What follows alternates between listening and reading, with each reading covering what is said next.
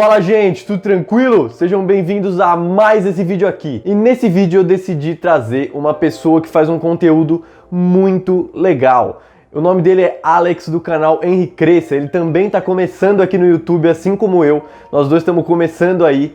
E ele faz um trampo muito legal, tanto de edição quanto o conteúdo dele. Ele pesquisa, faz roteiro. Ele tem maior trampo para fazer os vídeos.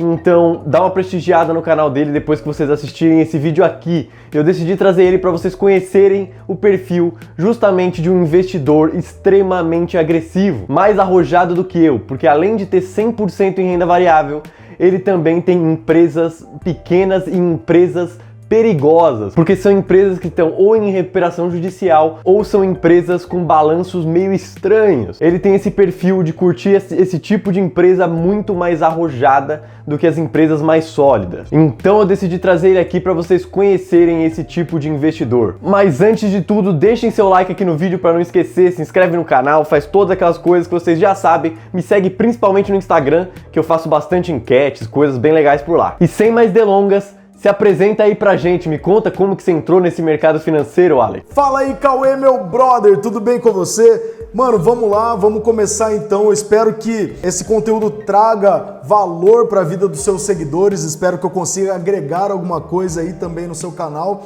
e bora pro conteúdo. Mano, na verdade isso aconteceu de uma forma meio maluca, assim. Um pouco antes de eu casar, uns 3 anos atrás, eu passei por uma crise tão pesada na minha vida que eu precisei fazer algumas loucuras que eu vou te contar. Afinal, eu tava com um casamento marcado, faltava pagar alguns fornecedores ainda, já tinha pago alguns, mas faltava, se eu não me engano, buffet e algumas outras coisas. E, cara, eu tava sem grana total, assim. A crise apertou, assim, de uma forma tão forte que eu não sabia mais o que fazer. E aí eu falei, mano, eu vou estudar finanças, porque o que eu posso fazer nesse momento? Talvez eu consiga pagar algumas dívidas, talvez eu consiga administrar melhor o meu dinheiro, sei lá. E como você sabe, eu sou empresário, eu tenho uma empresa de publicidade e propaganda, uma agência já com 8 anos de idade, e nesses dias aí de vacas magras, digamos assim, eu perdi, cara, quase todos os meus clientes. Na verdade, acredito que eu fiquei com 1 ou 2 clientes ali que pagavam o suficiente para pagar o aluguel do lugar. E aí, cara, eu comecei a vender coisas da agência, vendi a televisão, vendi computador, dispensei a galera toda, fiquei com um colaborador só na empresa e, cara, minha última tacada foi pedir demissão da minha própria empresa e arrumar um emprego numa faculdade. Então eu fui trabalhar nessa universidade, prestando consultoria e trabalhando como diretor de arte e deixei na mão do meu colaborador a agência para ele cuidar. E eu trabalhei durante 3 meses mais ou menos nessa universidade, que me pagava um salário razoável, mas ainda não era o suficiente. E eu trabalhava lá das 8 às 6 da tarde. Às 6 da tarde eu pegava o meu carro e ia correr de Uber até meia-noite. E final de semana eu pegava as demandas que sobravam da minha agência para fazer. Então eu tava, cara, bem atolado de serviço, na verdade, e com pouco dinheiro na mão. Só que, mano, na época eu tinha um New Civic e, cara, pensa num carro que bebe. O carro fazia por volta aí de 5 a 6 km por litro e eu não estava ganhando nada com o Uber, eu decidi que eu precisava comprar um outro carro. E aí eu tava vendo a galera toda ali alugando o carro, pagando por volta de R$2.000 por mês e, cara, vivendo bem, tirando uma grana legal e pagando o aluguel do carro. Então eu pensei, pô, vou dar o New Civic de entrada num carro zero e vou pagar aí uma parcela de uns R$1.500 a R$2.000.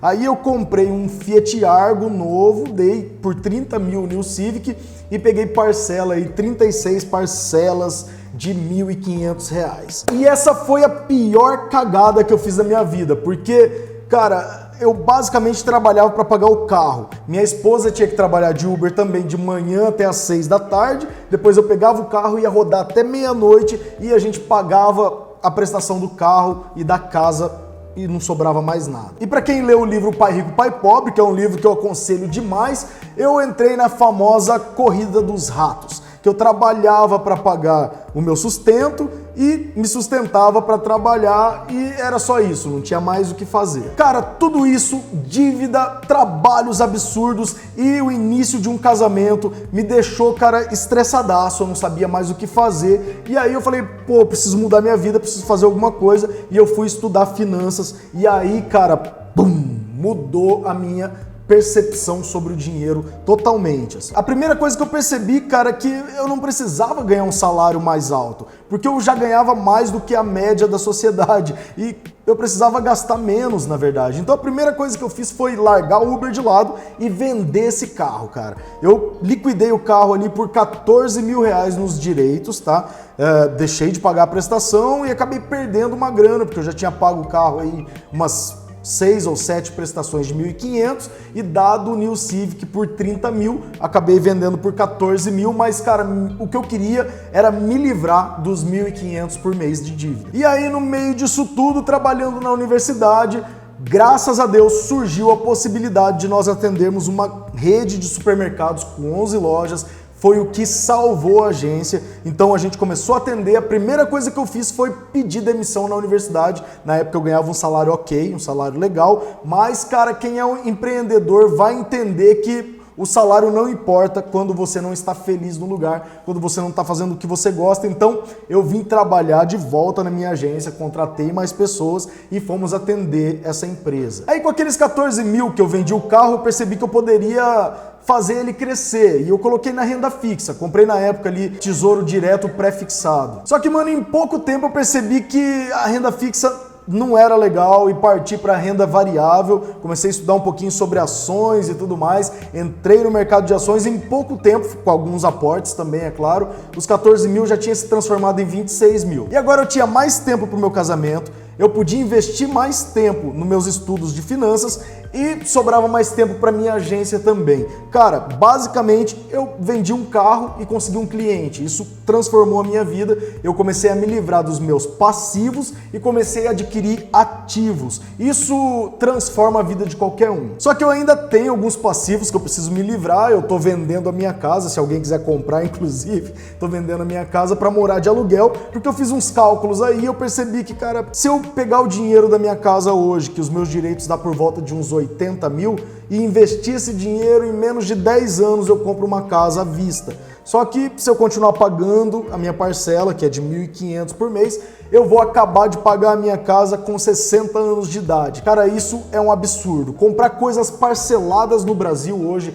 é um absurdo. Cara, que história legal. É muito legal porque muitos brasileiros vão se identificar com essa história. Eu acho realmente fantástico a forma como você começou nesse mercado, a forma como você entrou aqui no mercado financeiro. E eu já vou emendar para a segunda pergunta, que é quantos por cento você tem de renda fixa? O que você acha de renda fixa? Cara, então renda fixa, como eu falei no começo, foi algo que eu desanimei total. Eu tinha 14 mil reais em renda fixa, mas você não vê o seu dinheiro se movimentar nem para cima e nem para baixo. E isso acaba desanimando total, assim.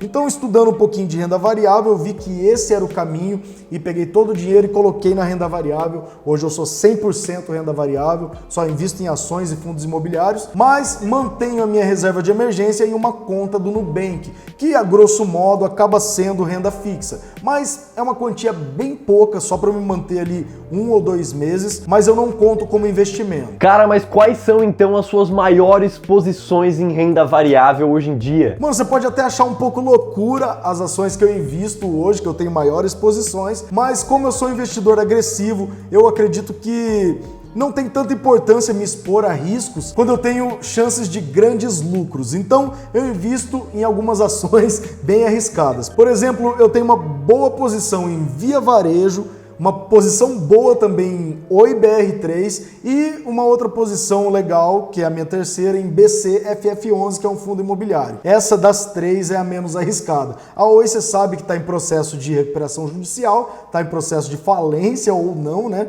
Mas eu acredito que, cara, se a empresa se recuperar, eu vou ter uns lucros aí bem exorbitantes. Então eu deixo uma quantia ali, claro que é uma quantia que se eu perder também eu não vou morrer, não vai me fazer tanta falta, mas é uma porcentagem razoável aí da minha carteira. E Via Varejo também não é uma empresa aí tão confiável, até porque esses tempos atrás ela estava sendo investigada por fraude e tudo mais, e empresas de varejo você sabe como que é.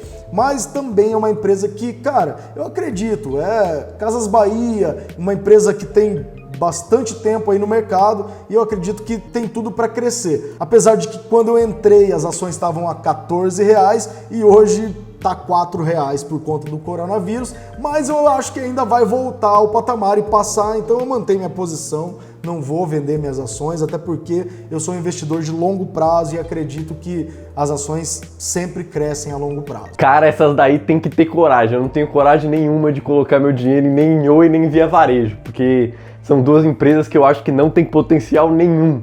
Mas aí vem a diferença justamente do nosso perfil. Você tem coragem de arriscar nesse tipo de empresa, eu tô fora dela. Mas agora me conta, você investe lá no exterior também ou você não investe? Você só investe aqui no Brasil? Como que você faz? No exterior, cara, eu ainda não invisto, mas tenho muita vontade de começar e na verdade eu já estava programando para começar, mas aconteceu todo esse surto aí do coronavírus e eu acabei precisando montar melhor a minha reserva de emergência. Então hoje eu tô só administrando minha reserva de emergência investindo pequenos aportes e algumas ações brasileiras, mas ainda vou investir em ações no exterior. Se eu tivesse que investir em alguma, claro, seria a Tesla, primeiramente porque é uma empresa que eu acredito demais nos valores da empresa, é uma empresa muito tecnológica que, cara, o futuro é tecnológico. O futuro são robôs, o futuro são carros autônomos, carros elétricos e tudo isso a Tesla produz. Eles fazem estudos para carros elétricos, carros autônomos, robôs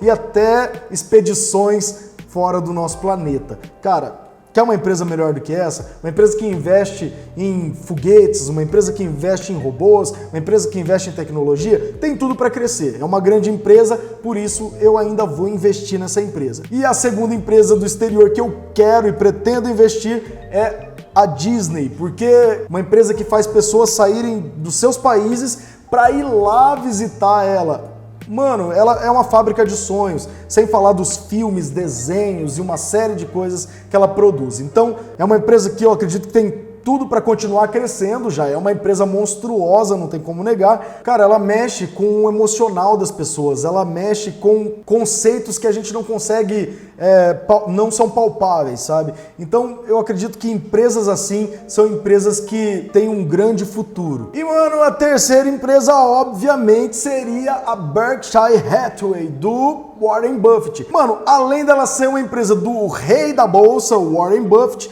ela também é uma empresa provada pelo tempo, uma empresa que tem anos e anos e anos de história e que só vem crescendo cada vez mais. Então, por que não investir? Se eu, um mero mortal, posso montar uma carteira de investimentos e fazer meus aportes, por que é que eu não investiria em uma empresa administrada pelo maior investidor do mundo, Warren Buffett? Obviamente eu seria sócio de Warren Buffett com toda certeza. Então, essa é a terceira empresa que eu investiria no exterior. Pô, cara, inclusive Tesla é a minha empresa mais arriscada que eu tenho na minha carteira, pra ser bem sincero. Eu tenho Tesla e é a empresa mais arriscada que eu tenho, tanto lá fora quanto aqui dentro, e eu gosto bastante do case, eu vejo um verdadeiro potencial aí na Tesla. Mas agora me conta, você já se aventurou pelo mundo do trading? Me conta como que foi essa experiência aí. Putz, mano, não me faça lembrar dessa experiência, pelo amor de Deus. Cara, deu até dor de barriga aquele dia. Pouco antes de eu entrar na renda variável, eu tava na renda fixa ainda, eu coloquei todo o meu dinheiro como garantia e falei, vamos ver como que funciona isso aqui. E aí cliquei no botão comprar sem saber o que eu tava fazendo, na maior loucura, e vendi na mesma hora e olhei, cara, do nada, R$200 na minha conta. Pô, ganhei duzentão assim numa tacadinha, nem sei o que eu fiz na verdade. Mas, cara, eu me animei todo, fui lá, assisti alguns vídeos de day trade, entendi um pouquinho como funcionava o processo e no outro dia, cara, ganhei mais R$1.000. Aí eu me empolguei, no outro dia ganhei mais R$1.000. Bicho, eu falei, bom, sou o rei da bolsa, agora vou ficar milionário com isso, vou largar minha empresa, vou largar meus trabalhos e vou viver de bolsa. Foi o que eu pensei na época. Cara, eu entrei com 10 contratos no quarto dia, comecei ganhando 2.500, mas a ambição subiu pra cabeça e quando menos eu esperava, menos 3 conto. Eu falei, bom, vai voltar, vai recuperar, deixei um pouquinho mais. Quando eu olho, fui zerado, R$5.000 negativo e, cara, nunca mais depois disso. Perdi R$5.000 em um dia, numa tacada. Claro que pode parecer pouco para algumas pessoas, mas, cara, na época, R$ 5.000 para mim fazia uma diferença lascada. Dava para eu ter pago várias contas e acabei perdendo. Minha esposa quase terminou comigo já no começo do casamento. Mas, cara, é aprendizado. Eu vi como um aprendizado. Agora, depois de muitos anos, eu vim perder de novo, mas perdi pouquinho. Perdi um dia 900, um dia 800 e decidi que eu não vou mais investir porque, cara, day trade não é comigo. Eu não sei nada de análise gráfica. Eu sou péssimo com investimento em day trade, mas ainda é um tipo de investimento que eu acho que tem tudo para dar muito dinheiro. Então, eu continuo estudando. Faço agora somente operações no simulador e, cara, tô tentando aprender para ver se eu tomo menos loss. Cara, não é uma profissão fácil não, é uma profissão que exige muita dedicação, porque senão é isso que acontece mesmo. Eu fiquei mó tempão perdendo, para depois finalmente virar esse jogo aí. Mas e o que você tem de fundo imobiliário aí na sua carteira? Eu aposto que você deve ter algum fundo imobiliário, me conta o que você tem de fundos imobiliários na sua carteira aí. Cara, fundos imobiliários é algo que eu gosto demais. Eu tenho um pouquinho ali de BCFF11, bem pouco mesmo a posição. Já é alguma coisa que me traz um retorno legal. Eu gosto principalmente pelo fato de que você não precisa analisar tanto os fundamentos, até porque não tem fundamentos para ser analisados. Você precisa entender quem é o gestor do fundo e saber um pouquinho quais são os imóveis. Mas, cara, não tem tantos riscos, a não ser o risco de vacância, a não ser o risco de inadimplência, mas esses riscos são diluídos aí, no caso da BCFF11, por exemplo, ele não é um fundo que administra diretamente os imóveis, ele é um fundo que administra outros fundos que administram os imóveis, então investindo em BCFF11 eu já estou diversificado pra caramba, então se tiver vacância, se tiver inadimplência, isso acaba sendo diluído na quantidade de imóveis que tem nesse fundo. Eu gosto demais dele, principalmente por esse fato e pela gestão também. O cara sabe o que está fazendo, mano. Também quero ter um pouquinho de HGLG, é um fundo que eu tenho estudado um pouco, mas por enquanto eu tô segurando a mão aí até passar toda essa crise, vamos ver o que vai dar, eu tô um pouco receoso. Mas é isso, o fundo que eu tenho na minha carteira hoje, pretendo mantê-lo e ter mais, é o BCFF11. Tudo bem, mas e qual empresa é a sua empresa favorita? Para você, qual é a melhor empresa da bolsa? Cara, minha empresa favorita, eu tenho tantas favoritas, mas a favorita das favoritas, obviamente, é a WEG, cara. A WEG é uma empresa linda. Ela não tem problema nenhum, é uma empresa perfeita. Se eu pudesse ir lá trabalhar de escravo, eu trabalharia na WEG, porque, cara, pensa numa empresa que não dá problemas. Até com essa crise, ela não sofreu, cara. Se você olhar lá, as ações desvalorizaram pouquíssimo. Ela é uma empresa que domina o mercado brasileiro de máquinas e tem muitas outras indústrias espalhadas pelo mundo. Então ela não depende só da economia do Brasil, mas principalmente ela está baseada com a cotação do dólar. Cara, e o dólar está explodido. Então a WEG é uma empresa que eu amo, que eu invisto e sempre vou investir, principalmente por conta dos seus fundamentos e por conta da sua gestão. Cara, os caras sabem o que fazem. Agora, se fosse para falar algumas outras, eu gosto muito da Itaúsa, gosto muito da Grendene também, que é uma empresa que custa baixo e tem bons fundamentos. Então é uma empresa que eu invisto, que eu gosto demais, mas a WEG tá na frente de todas disparado, cara, não se compara. Olha, cara, eu tenho que concordar com você, também é a minha empresa favorita, também para mim é a melhor empresa da bolsa. Ela era um perfil mais conservador, né, eu diria, mas não tem como não dizer que ela é a melhor empresa da bolsa. Ela é perfeita em literalmente todos os aspectos. Não tem nada de errado com ela, ela é realmente tranquila, perfeita e ainda é de crescimento. Então não tem muito o que falar, né? É só você bater o olho e você já vê que ela é maravilhosa. Mas agora me conta qual foi o seu maior erro na bolsa de valores. O que você fez que você falou, putz, que cagada? Irmão, eu não sei se eu tenho um grande erro na bolsa, assim, até porque eu invisto há pouco tempo comparado a grandes investidores aí, eu invisto há pouco mais de 3 anos, então não deu tempo ainda de eu fazer uma grande cagada, a não ser o dia que eu perdi os 5.000 lá, mas eu acredito que isso foi um aprendizado, então eu olho como investimento.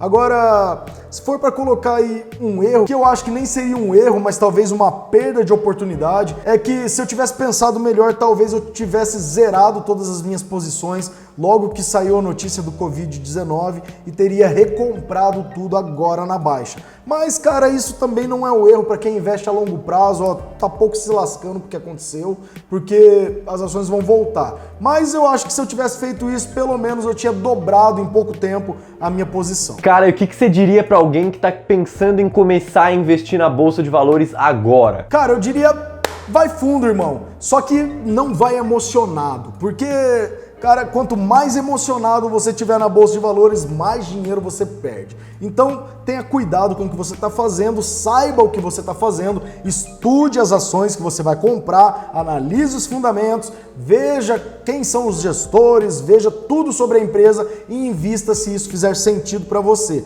Se não, não invista. Agora, cara, independente do valor que você tenha para investir, começa, porque eu acredito que vale muito mais você começar a investir com R$10 do que você ficar esperando juntar R$1.000, R$2.000, R$3.000, R$10.000 para começar a investir. Você nunca vai juntar esse dinheiro se você ficar pensando assim e nunca vai investir. Então começa, cria o hábito e aí, cara, vai fazendo pequenos aportes até você chegar na quantia que você quer. Tenha a mentalidade a longo prazo, não se assuste com a movimentação do mercado, não se empolgue com ela também. E, cara, vai testando o mercado, adquirindo experiência, comprando um pouquinho de opções, faz um day tradezinho pequeno ali, vai testando o mercado aí no geral, compra o que você puder comprar com pequenas quantias, para você entender como funciona o mercado no modo geral e não só renda variável. Eu acho que o investidor tem que ser 360, sabe? Ele tem que saber investir em renda variável, saber investir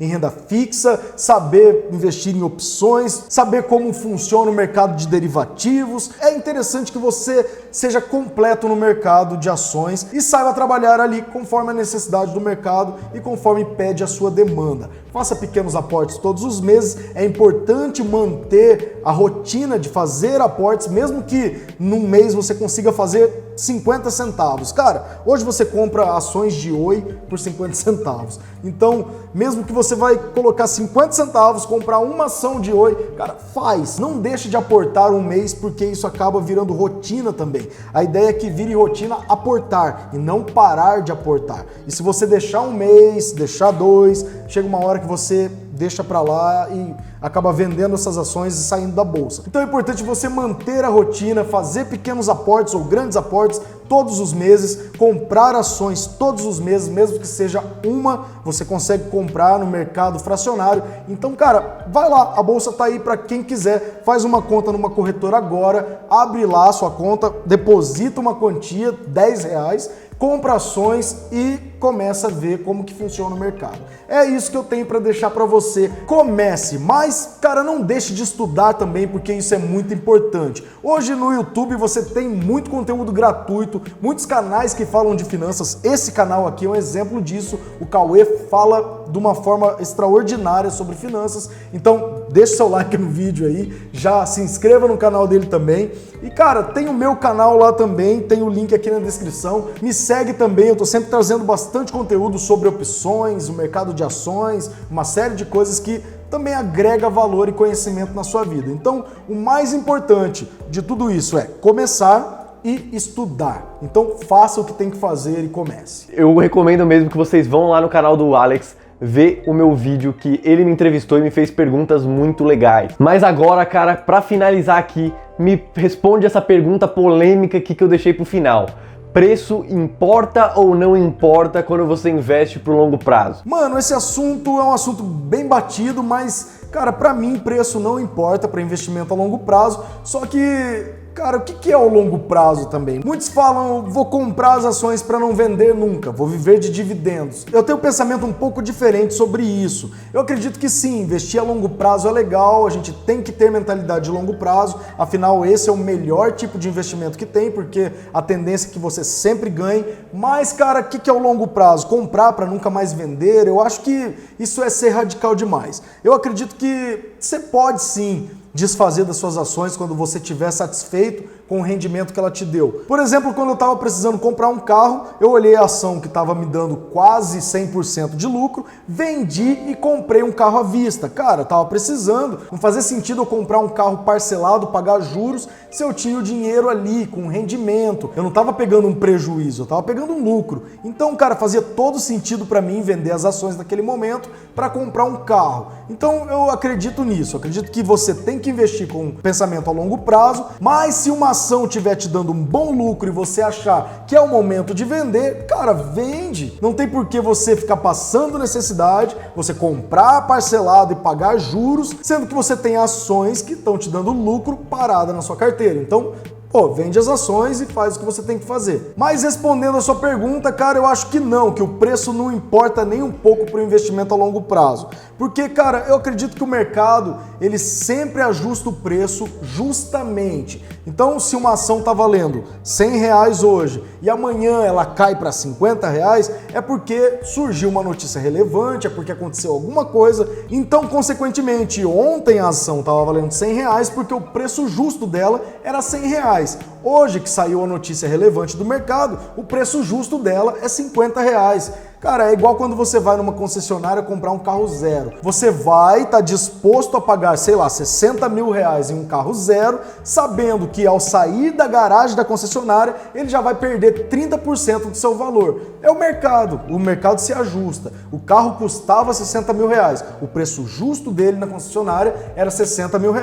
Agora que você saiu da concessionária, você sabia que o preço justo dele era custar 30% a menos. Então, se você for vender ele agora, você vai vender ele pelo preço justo de ter tirado da concessionária, 30% a menos. E quem compra ele 10 minutos depois que você tirou da concessionária, está comprando um carro por um preço justo também, não está ganhando nem perdendo. Ele está pagando 30% a menos, que é o justo do mercado, entende? É o mercado se ajustando conforme as coisas acontecem. Então eu acredito que o preço, ele acompanha o mercado, ele acompanha a tendência do mercado, ele acompanha as notícias, ele acompanha os fundamentos da empresa e ele sempre se ajusta justamente conforme o que está acontecendo no momento. Então, comprar uma ação hoje, independente se ela estava custando o dobro ou a metade ontem, o preço dela justo é esse hoje, então vai lá e compra, entende? É isso que eu penso. Cara, pode até ter ficado um pouquinho confuso tudo isso, mas eu espero que vocês tenham entendido. Eu agradeço demais pela oportunidade do Cauê ter aberto aqui no canal dele pra gente conversar, bater esse papo. Cauê, valeu, meu amigo. Agora,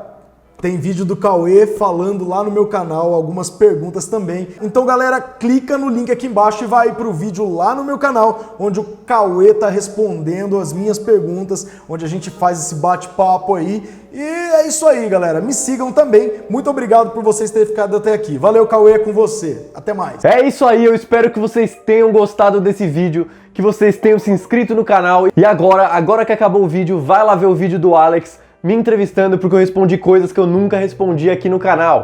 Então eu espero que vocês tenham gostado do vídeo, deixem seu like, o link tá na descrição do vídeo dele. Muito obrigado, até o próximo vídeo e falou!